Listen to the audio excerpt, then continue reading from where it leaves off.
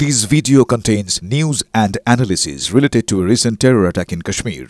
The content may include sensitive visuals and discussions that could be distressing to some viewers. Viewer discretion is advised. We strongly condemn all forms of violence and terrorism.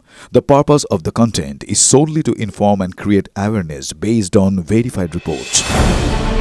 বৃহস্পতিবাৰে পুৱা আৰক্ষী আৰু নিৰাপত্তাৰক্ষীৰ যৌথ অভিযানত তিনিজনকৈ সন্ত্ৰাসবাদী নিহত হোৱাৰ খবৰ আহি পৰিছে।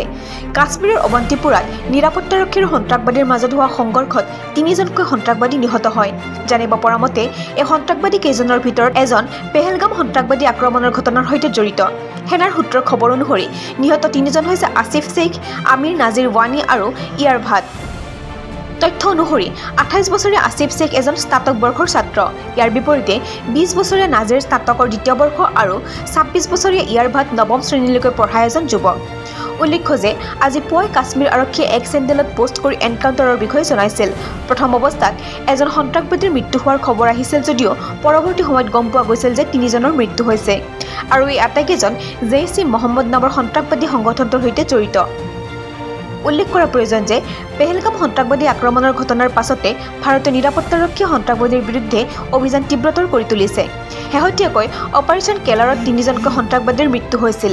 এই সন্ত্ৰাসবাদী কেইজন শ্বাহিদ কুট্টে আৰু আদনান শ্বাফি বুলি চিনাক্ত হৈছে। ইয়াৰ বিপৰীতে এজন সন্ত্ৰাসবাদীৰ চিনাক্তকৰণ এতিয়ালৈকে হোৱা নাই। এই আটাইকেইজন সন্ত্ৰাসবাদী লস্কৰ-ই-তৈয়বাৰ সৈতে জড়িত।